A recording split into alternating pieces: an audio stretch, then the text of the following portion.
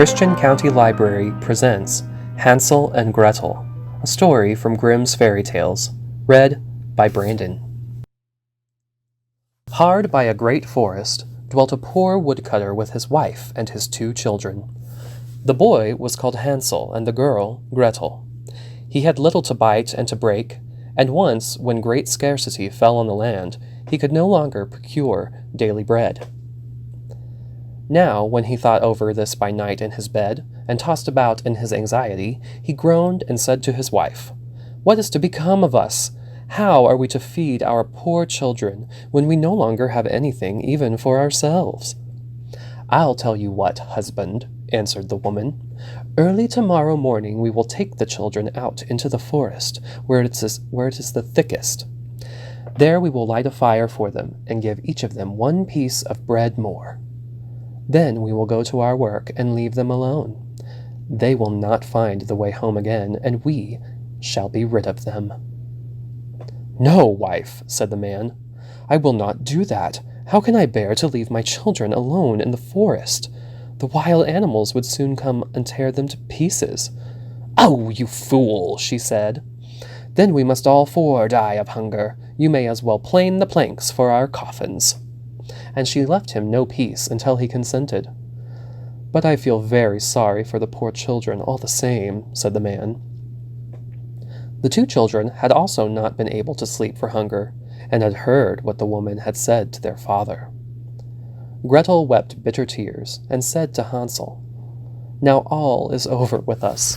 "Be quiet, Gretel," said Hansel. "Do not distress yourself. I will soon find a way to help us." And when the old folk had fallen asleep, he got up, put on his little coat, opened the door below, and crept outside.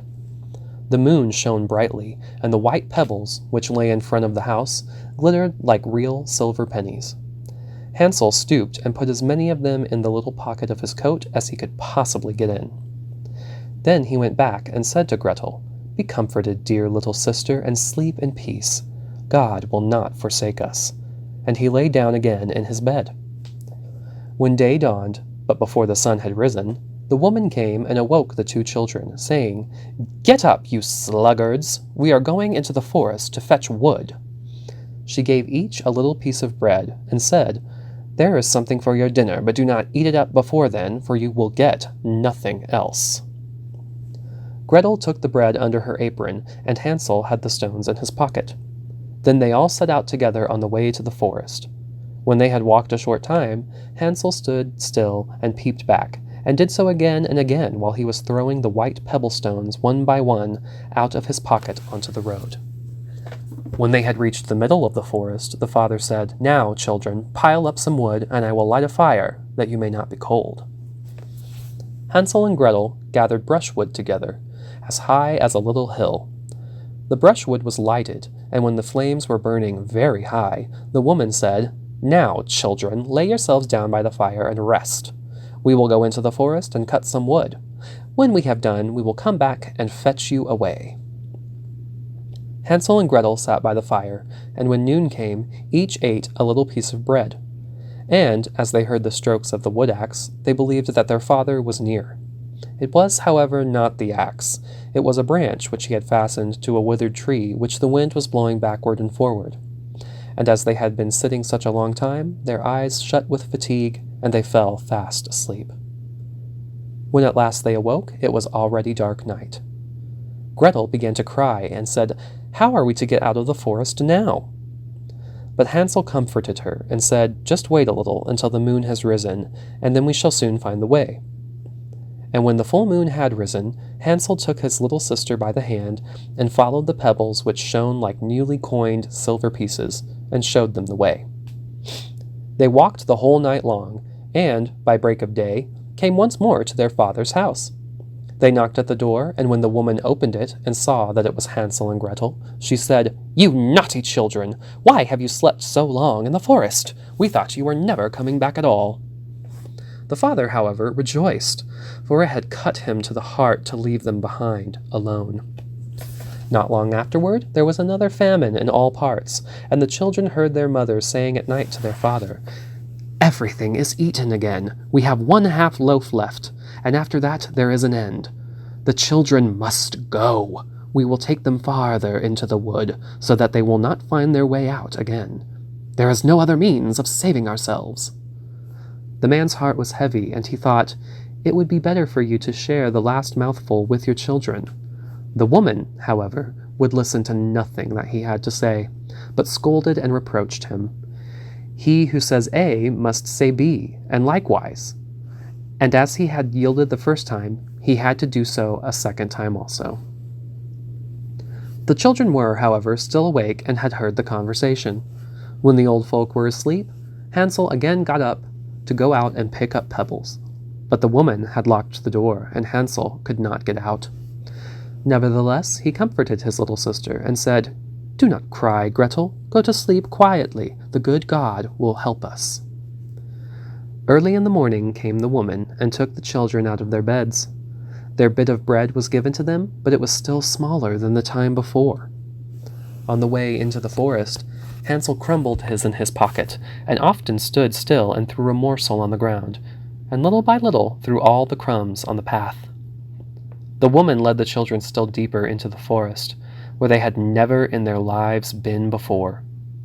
Then a great fire was made again, and the mother said, "Just sit there, you children, and when you are tired you may sleep a little. We are going into the forest to cut wood. In the evening, when we are done, we will come and fetch you away." When it was noon, Gretel shared her piece of bread with Hansel, who had scattered his by the way. Then they fell asleep, and evening passed, but no one came to the poor children. They did not wake again until it was dark night. And Hansel comforted his little sister and said, "Just wait, Gretel, until the moon rises, and then we shall see the crumbs of bread which I have strewn. They will show us our way home again." When the moon came, they set out, but they found no crumbs, for the many thousands of birds which fly about in the woods and fields had picked them all up. Hansel said to Gretel, "We shall soon find the way," but they did not find it. They walked the whole night and all the next day from morning till evening, but they did not get out of the forest and were very hungry, for they had nothing to eat but 2 or 3 berries which grew on the ground. And as they were so weary that their legs would carry them no longer, they lay down beneath a tree and fell asleep. It was now 3 mornings since they had left their father's house. They began to walk again, but they always got deeper into the forest. If help did not come soon, they must die of hunger and weariness. When it was midday, they saw a beautiful snow-white bird sitting on a bough, which sang so delightfully that they stood still and listened to it. And when it had finished its song, it spread its wings and flew away before them. They followed it until they reached a little house, on the roof of which it alighted. When they came up to the little house, they saw that it was built of bread and covered with cakes, but that the windows were of clear sugar. "We will set to work on that," said Hansel, "and have a good meal. I will eat a bit of the roof, and you, Gretel, can eat some of the window. It will taste sweet." Hansel reached up and broke off a little of the roof to try how it tasted. Gretel leant against the window and nibbled at the panes. Then a soft voice cried from the room, "Nibble, nibble, gnaw, who nibbles at my door?" But the children went on eating without disturbing themselves. Hansel, who thought the roof tasted very nice, tore down a great piece of it. Gretel pushed out the whole of one round window pane, sat down, and enjoyed herself with it. Suddenly the door opened, and a very, very old woman, leaning on crutches, came creeping out. Hansel and Gretel were so terribly frightened that they let fall what they had in their hands. The old woman, however, nodded her head and said, "Oh, you dear children, who has brought you here? Do come in and stay with me. No harm shall happen to you." She took them both by the hand and led them into her little house. Then she set good food before them, milk and pancakes, with sugar, apples, and nuts. Afterwards she covered 2 pretty little beds with clean white linen, and Hansel and Gretel lay down in them, and thought they were in heaven. The old woman had only pretended to be so kind. She was really a wicked witch, who lay in wait for children, and who had built the little bread house in order to entice them there. When a child fell into her power, she killed it, cooked, and ate it. And that was a feast day with her. Witches have red eyes and cannot see far, but they have a keen scent like the beasts, and are aware when human beings draw near. When Hansel and Gretel came into her neighborhood, she laughed maliciously and said mockingly, "I have them, they shall not escape me again." Early in the morning, before the children were awake, she was up. And when she saw both of them sleeping and looking so pretty with their plump red cheeks, she muttered to herself, "That will be a dainty mouthful." Then she seized Hansel with her shriveled hand, carried him into a little stable, and shut him in with a grated door. He might scream as he liked, that was of no use. Then she went to Gretel, shook her till she awoke, and cried, "Get up, lazy thing! Fetch some water, and cook something good for your brother. He is in the stable outside, and is to be made fat. When he is fat, I will eat him." Gretel began to weep bitterly, but it was all in vain. She was forced to do what the wicked witch ordered her. And now the best food was cooked for poor Hansel, while Gretel got nothing but crab shells. Every morning the woman crept to the little stable and cried, "Hansel, stretch out your finger that I may feel if you will soon be fat." When 4 weeks had gone by, she was seized with impatience and would not wait any longer. "Ho there, Gretel," she cried to the girl. "Be active and bring some water. Let Hansel be fat or lean, tomorrow I will kill him and cook him." Ah, how the poor little sister did lament when she had to fetch the water, and how her tears did flow down over her cheeks. "Dear God, do help us," she cried. "If the wild beasts in the forest had but devoured us, we should at any rate have died together." "Just keep your noise to yourself," said the old woman. "All that won't help you at all." Early in the morning, Gretel had to go out and hang up the cauldron full of water and light the fire. "We will bake first," said the old woman. "I have already heated the oven and kneaded the dough." She pushed poor Gretel out to the oven, from which flames of fire were darting. "Creep in," said the witch, "and see if it is properly heated so that we can shut the bread in." And when once Gretel was inside, she intended to shut the oven and let her bake in it, and then eat her too.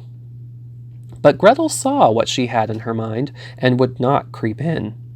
"Silly goose," said the old woman. "The door is big enough. Just look, I can get in myself." And she crept up and thrust her head in. Then she fell over into the oven and was miserably burnt to death. Gretel, however, ran as quick as lightning to Hansel, opened his little stable, and cried, "Hansel, we are saved! The old witch is dead!" Then Hansel sprang out like a bird from its cage when the door is opened for it. How they did rejoice and embrace each other, and dance about and kiss each other. And as they had no longer any need to fear her, they went into the witch's house, and in every corner there stood chests full of pearls and jewels.